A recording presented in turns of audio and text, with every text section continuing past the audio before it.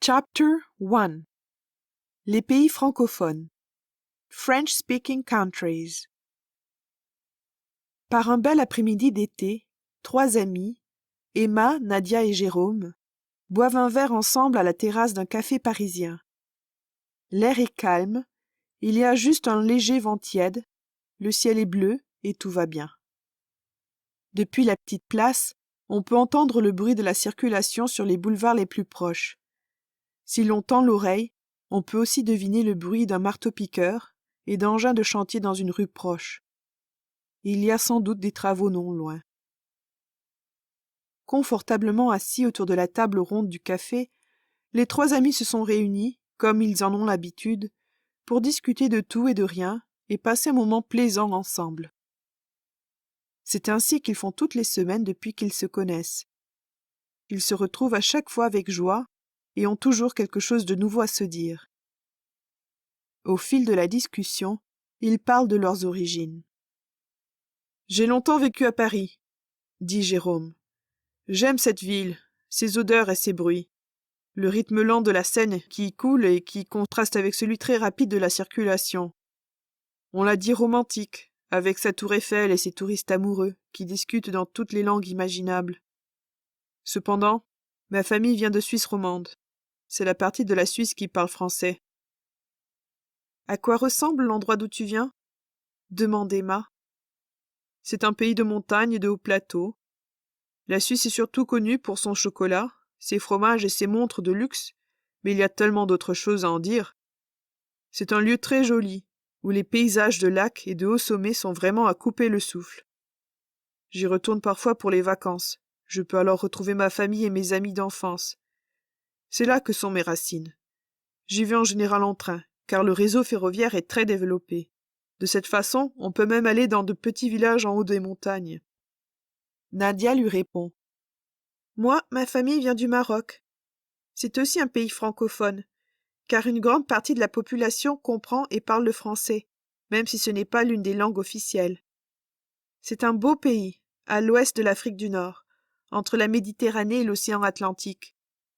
On y trouve des déserts, des plaines et des dunes, mais aussi un immense littoral et de hautes montagnes. Lorsque je vais là-bas, je fais du sport et je vais visiter les monuments historiques. En général, je me déplace par la route, soit en bus, soit en voiture.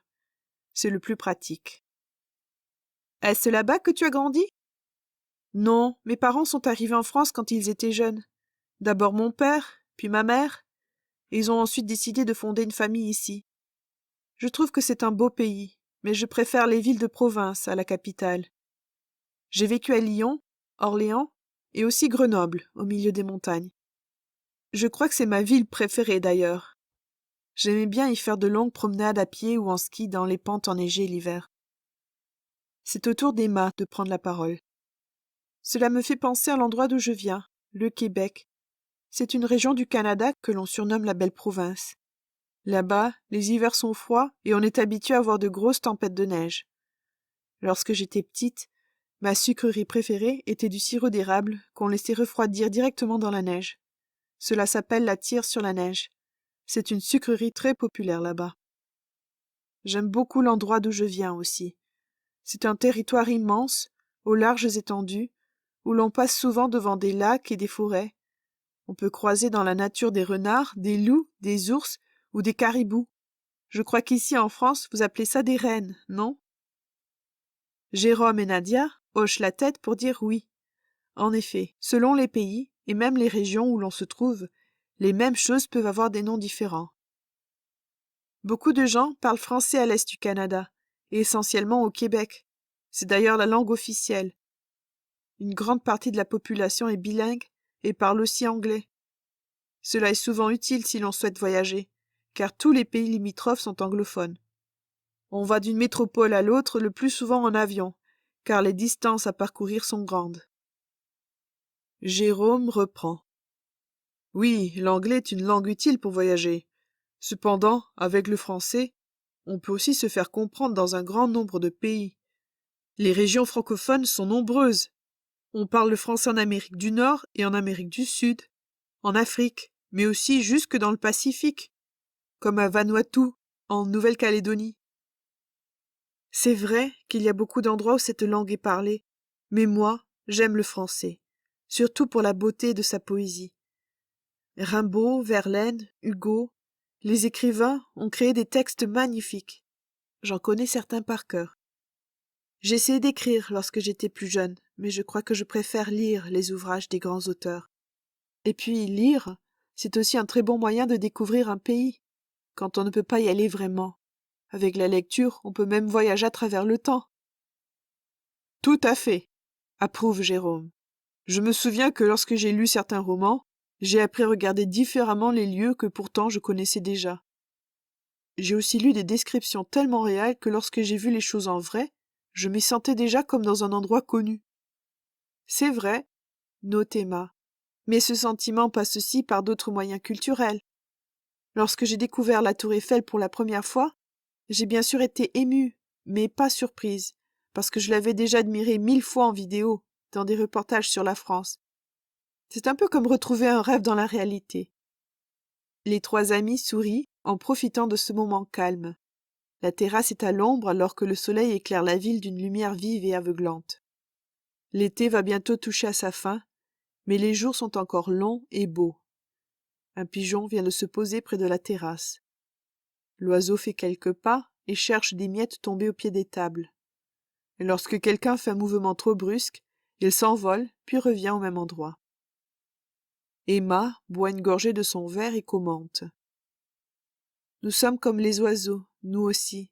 Nous voyageons et nous aimons découvrir des paysages. Nous aimerions bien voler comme eux, n'est-ce pas? C'est vrai, dit Jérôme. Mais nous avons des avions. Si vous aviez un ticket d'avion pour un voyage gratuit, où voudriez-vous aller? Après quelques secondes de réflexion, Nadia répond. Dans le Grand Nord, je pense.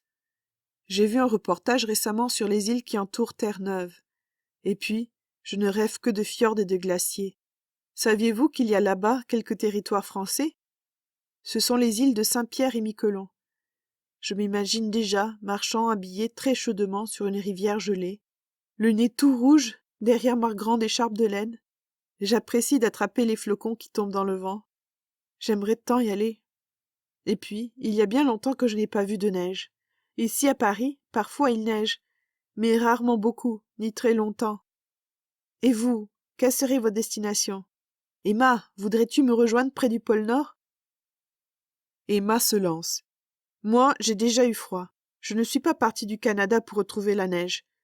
Je crois que je tenterais bien un voyage au soleil pour sentir la chaleur du vent sur ma peau. Aux Échelles, par exemple. Le français y est l'une des 3 langues officielles, avec l'anglais et le créole. Les plages de sable blanc, l'ombre des cocotiers. J'imagine que ce doit être une expérience incroyable. Sinon, peut-être en Afrique centrale, je pense. Le Bénin, la Côte d'Ivoire et le Congo parlent français. Les paysages d'Afrique m'ont toujours fait rêver. Voir des lions et des gazelles, des buffles et des crocodiles, la savane et la brousse. Tout cela me semble très attirant. Et toi, Jérôme, où irais-tu? Celui-ci hésite. Je ne sais pas trop. Il y a tant d'endroits merveilleux. Le Vietnam me semble un très beau pays. On peut y croiser, paraît-il, quelques locuteurs francophones. Ce pays d'Asie serait pour moi une destination